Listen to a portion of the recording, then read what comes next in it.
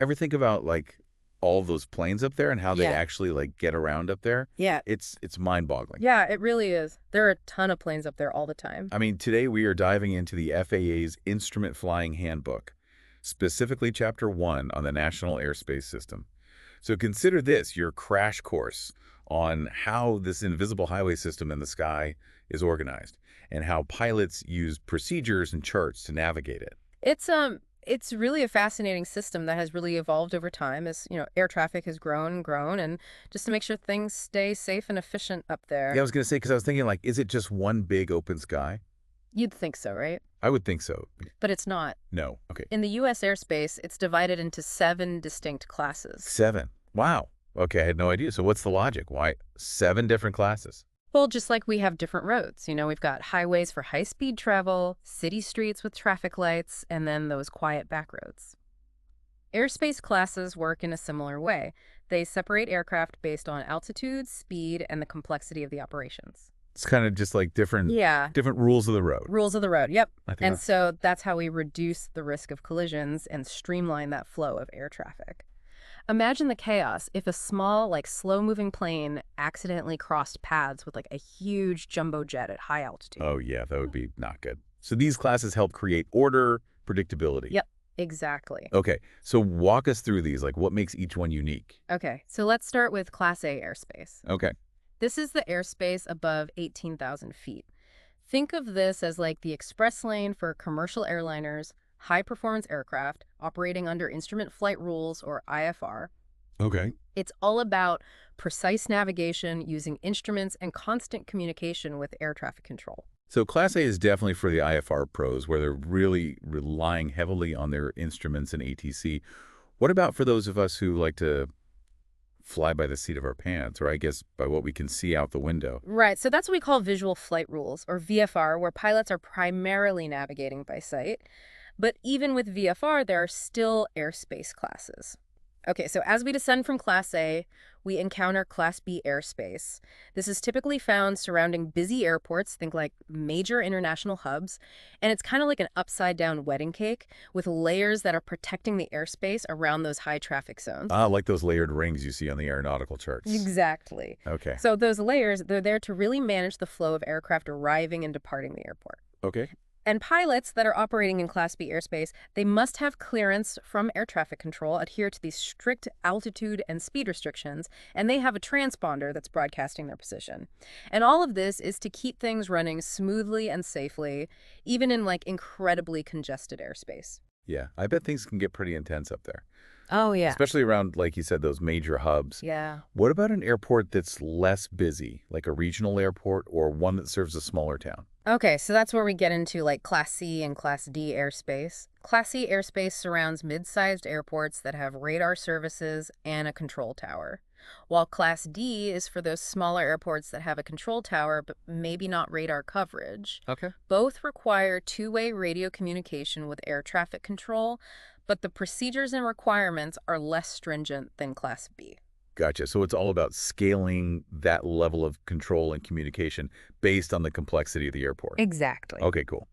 So we've covered A, B, C, and D. Yeah. What about all the rest of the airspace? Yeah. Surely not everything requires all of that strict control. Right, you're right. So outside of those controlled zones, we have Class E airspace, and this covers a huge amount of the airspace below 18,000 feet. Wow. And it's still controlled airspace, meaning pilots need to follow certain rules, but the communication requirements aren't as strict.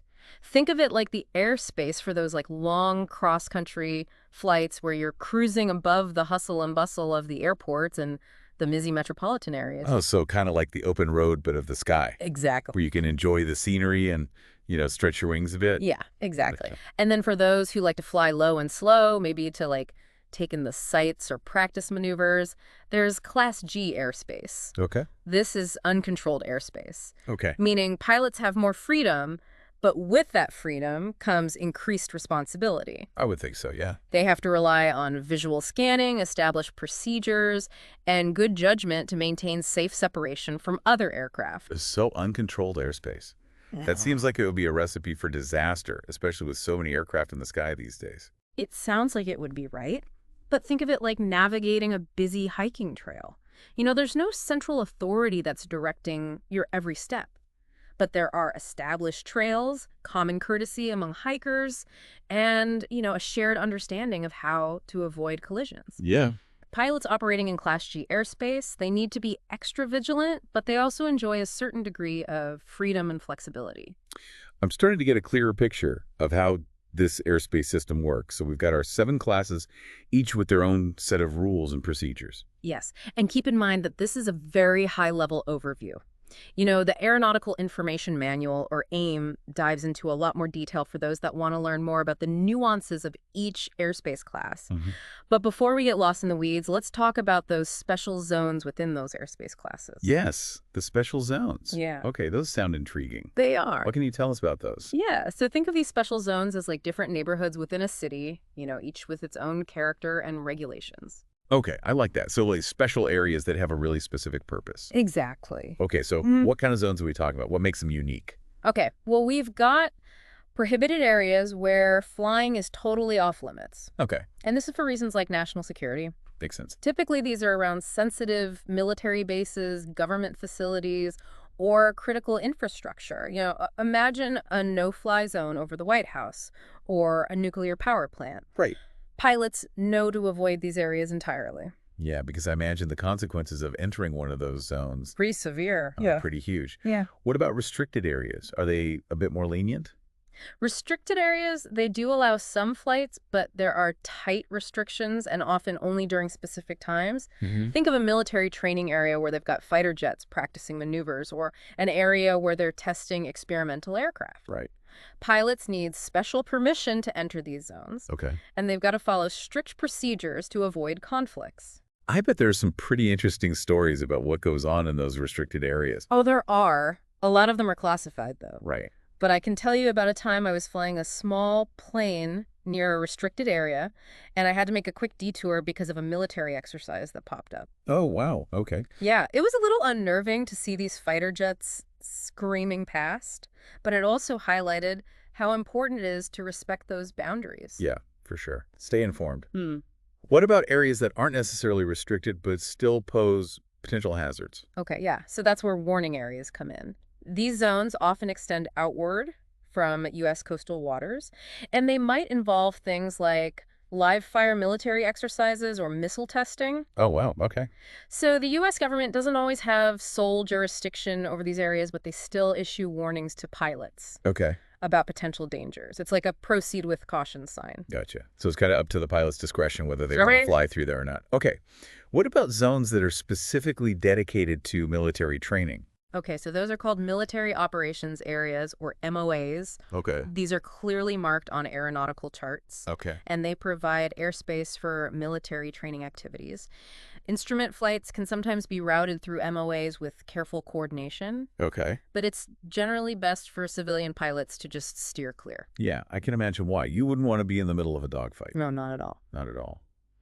Are there other special zones pilots need to be aware of? Yes, we have alert areas, which are similar to warning areas, but often involve like high volumes of pilot training or unusual aerial activity. Okay. Think like an area where student pilots are practicing their maneuvers or where they have skydiving operations. Okay. So pilots are advised to exercise caution when flying through these zones. Makes sense. Are there zones that kind of pop up temporarily, like in response to an event or a situation? Absolutely. Temporary flight restrictions, or TFRs. Okay. And these can be issued on short notice. Things like wildfires, major sporting events, or even presidential movements. Oh, right. Yeah. Remember that time when that drone flew too close to the wildfire and grounded the firefighting aircraft? Oh, yeah, that's right. I remember reading about that. Huge delays, Yeah. hindering efforts. Yeah. So TFRs are definitely there for a reason, and violating them can have some pretty hefty consequences. For sure. So how do pilots stay informed about these temporary restrictions? Pilots check notices to airmen, or NOTAMs, Okay. before every flight. And these notices provide critical information about those temporary airspace restrictions, airport closures, changes to navigation aids, all sorts of essential updates. So it's like checking the traffic report before heading out on a road trip. Exactly. Okay, cool. Well, speaking of, routes, let's shift our focus now to the highways of the sky. Federal airways, we touched on these earlier. Right. I'm eager to learn more. What are they? How do they help pilots navigate this vast expanse of airspace? Well, imagine trying to drive across the country without any roads or highways. Right, that would It be would be chaos. a mess. So Federal Airways provide structure in the sky. They create defined routes that connect different points in the airspace, much like highways on the ground. Okay. And they're based on navigational aids or NOVAIDs, Okay. which are like signposts in the sky Yeah. that pilots use to track their position. So instead of just wandering aimlessly through the sky, pilots can follow these established airways. Exactly. It makes it a little more organized. More organized, more predictable. And just like highways on the ground, Federal Airways are designed to ensure obstacle clearance and streamline traffic flow. Okay. They also provide a common framework for communication Okay. between pilots and air traffic control. So you mentioned different types of airways. Yes. Can you break those down for us a little bit? Sure. Let's start with Victor Airways, which are like the interstate highways for instrument flights below 18,000 feet. They crisscross the country, Okay. providing established routes. So picture a flight from New York to Chicago. The pilot might follow Victor Airways 8, 20, and 172 to reach their destination. And I've seen those V designations on the aeronautical charts. Yes. Is there a logic to how they're numbered? There is. Odd-numbered Victor Airways generally run north-south, Okay. while even-numbered ones run east-west. Okay. This convention really helps pilots maintain their orientation, especially when they're flying in instrument conditions where they can't see the ground. So it's almost like a built-in compass. Exactly. Okay, cool. Yeah. So what about flights at higher altitudes? Do they use Victor Airways as well? For high-altitude jet traffic, typically above 18,000 feet, we have jet routes. Okay. And they operate within Class A airspace, and they're marked with a J prefix on charts. They're like the superhighways of the sky. Gotcha. So different routes for different altitudes, different types of aircraft. Thanks. It's all starting to make sense. What about R&D routes? How do they fit into the picture? So RNAV routes, which stands for Area Navigation Routes, rely on more sophisticated navigation technology Okay. with GPS. Okay. You can find them in both low and high altitude airspace, Okay. and they offer more flexibility and efficiency compared to those traditional ground-based navies. So it's kind of like the GPS-guided back roads of the sky. Exactly. Okay, cool. What about situations where pilots need to deviate from these established airways, like to avoid bad weather or a temporary restriction? Yeah, ATC can authorize deviations, and there are other routing methods in play. For instance, preferred IFR routes are like suggested routes between major terminals aimed at streamlining that traffic flow. You know, it's not always about rigidly sticking to the airways. There's some flexibility built into the system. Okay. So what about when pilots need to transition from en route flight to the approach phase of a flight? How do they know what procedures to follow? Okay, so that's where Terminal Procedures Publications, or TPPs, come in. Okay. And these booklets contain detailed instructions for various airport procedures, including departures, arrivals, and instrument approaches. Think of them as the detailed street maps for navigating the airspace around airports. Okay, we've navigated the highways. Now it's time to approach the city. What kind of guidance do these TPPs offer for departures? Okay, so they outline departure procedures, Okay. which are designed to help pilots safely transition from the airport environment into that en route structure. They provide obstacle clearance protection and help standardize those departure flows, Okay. which reduces delays, Gotcha. enhances safety. It's like that highway on-ramp that's designed to merge smoothly with the flow of traffic. Okay. I've heard of SIDs and ODPs. Are those types of departure procedures? You got it. So SIDs, or Standard Instrument Departures, are graphically depicted procedures that ATC might assign to a pilot. Okay. They're like following a specific route on your GPS, with turns, altitude changes, all laid out step by step. ODPs, or Obstacle Departure Procedures, are typically textual and provide more general guidance for obstacle avoidance. Okay. And pilots can fly these without a specific clearance from ATC, making them useful in situations where communication is limited. Got it. SIDs for assigned routes, ODPs for general obstacle avoidance. What about arrivals? How do pilots transition smoothly from that en route structure back into that airport environment? Okay, so for that we have STARS, or Standard Terminal Arrival Routes, which are essentially the reverse of departure procedures. They guide pilots from the en route structure to a specific fix in the terminal area, Okay. from where they can then commence their instrument approach. So STARS help pilots smoothly transition from the highway to that airport approach. What happens if a pilot doesn't have the appropriate star for their arrival? They can always just note no star in their flight plan. Okay. And then ATC will provide guidance accordingly. Sometimes the controller might have the pilot copy the entire text of the star, if they're not too busy. Flexible and adaptable, just like the rest of the airspace system. Now let's talk about the part that always just amazes me. How do pilots land safely when they can't even see the runway? Right. I can barely parallel park my car in broad daylight. That's where Instrument Approach Procedure Charts, or IAPs, come in. These charts are really the pilot's lifeline in those low visibility conditions. Yeah, I can see why those are so critical. They are. Can we delve into those charts a little bit more? I'd love to understand how they work. Yeah, definitely. So each IAP chart is divided into 6 main sections, each serving a specific purpose. Think of it like a multi-page instruction manual for landing safely in challenging conditions. Okay, so let's walk through those sections one by one, starting with the margin identification. What's the purpose of that section? So the margin identification found at the top and bottom of the chart, it's like the chart's ID card. It provides essential information about the airport and the specific approach procedure. Things like the airport name, the location, chart amendment status, FAA reference number, even the latitude and longitude coordinates. This all helps pilots make sure they're using the correct chart for the intended airport and approach. So before you even begin the approach, you're making sure you have all the right info. What about the pilot briefing section? What kind of information is in there? So the pilot briefing section is like a cheat sheet Okay. for the approach. It highlights crucial information, things like the navigation aid that's being used for guidance, its frequency, the final approach course, any special notes or restrictions. Think of it like the executive summary Okay. of the approach procedure, giving the pilots a quick overview of what to expect. So it's like the condensed version of the essential details. What comes next? All right, so next we have the plan view. This gives pilots that bird's eye perspective of the approach procedure, shows those routes that guide the pilot from the en route segments to the initial approach fix, or IAF. So it's like a roadmap of the sky showing the path the pilot needs to follow to line up for the runway. I imagine there are a ton of lines, symbols, abbreviations. Yeah. What kind of info is packed into that plan view? Oh yeah, you'll see nav aid locations, airway intersections, minimum safe altitudes, obstacle elevations, procedure turn locations, even the track for the missed approach procedure should the pilot need to climb out and try again. Wow, that's a lot to process even when you're not the one flying the plane. Is there anything in the plan view that pilots should be paying extra close attention to? One key element is the MSA circle, which stands for minimum safe altitude. Okay. This circle, usually off to the side of the plan view, provides a guaranteed altitude that ensures obstacle clearance within a specific sector, typically within a 25 nautical mile radius of the airport. Okay, so if a pilot needs to make a quick climb for any reason, like to avoid weather or traffic, the MSA circle provides a safe altitude Exactly. to aim for. Yep.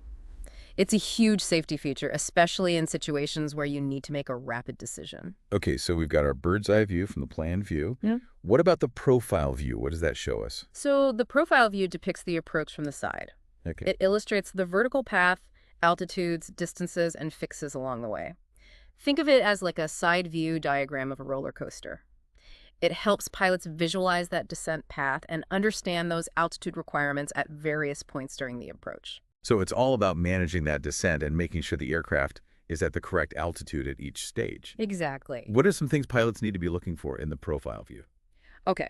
You'll find critical information like the glide slope intercept altitude for precision approaches, where the aircraft follows the specific descent path guided by instruments. For non-precision approaches, you'll see the final approach fix, or FAF, which marks the beginning of the final approach segment. There are also step-down fixes, which allow pilots to descend to lower altitudes as they get closer to the runway. And then there's the visual descent point, or VDP, which provides a visual reference for initiating the final descent if the pilot has the visibility to see the runway. So VDP sounds like a critical point in the approach, that transition from instruments to visual flight. It is, but pilots need to have that visibility. And speaking of visibility, that brings us to the landing minimums section. Yeah, the minimums a pilot needs to safely continue the approach. What kind of information does this section provide? Okay, so the landing minimum section, it spells out the lowest altitude and visibility requirements. Okay. These minimums vary based on the aircraft category and whether it's a precision approach using instruments for guidance or a non-precision approach, relying more on those visual cues. It also indicates if there are different minimums for straight-in landings versus circling approaches, where the pilot has to maneuver the aircraft to align with the runway. Gotcha. So if the visibility is below the published minimums, even if the pilot is right over the runway, Hmm. they can't land. Right, they have to go. It's all about safety. Pilots are trained to make those go-around decisions decisively if the conditions aren't safe for landing. They can always climb back up, try again, or divert to another airport if they need to. It's amazing how much goes into ensuring a safe landing. Right. We've covered 5 sections of the IAP chart. Mm-hmm. What about that last one? The airport diagram. Right, so you might think that pilots already know what the airport looks like, but the airport diagram provides a detailed visual representation of the airport layout, including runway configurations, taxiways, lighting systems, and any potential obstacles.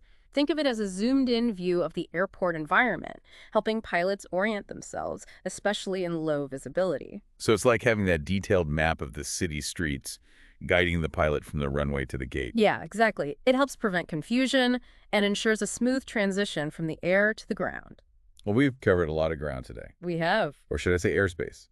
From airspace classes and special use zones to federal airways, en route charts, and instrument approach procedures, it's incredible how much goes into ensuring the safe and efficient flow of air traffic. It really is. It's a testament to all those people who designed and operate this really complex system. Yeah.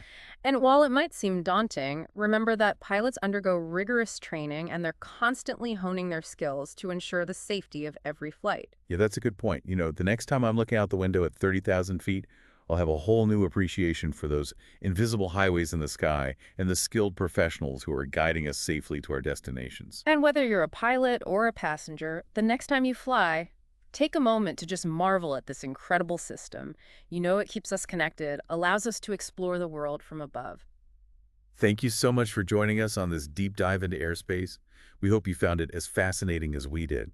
If you have any questions or topics you'd like us to explore in future deep dives, be sure to let us know. Until next time, happy flying.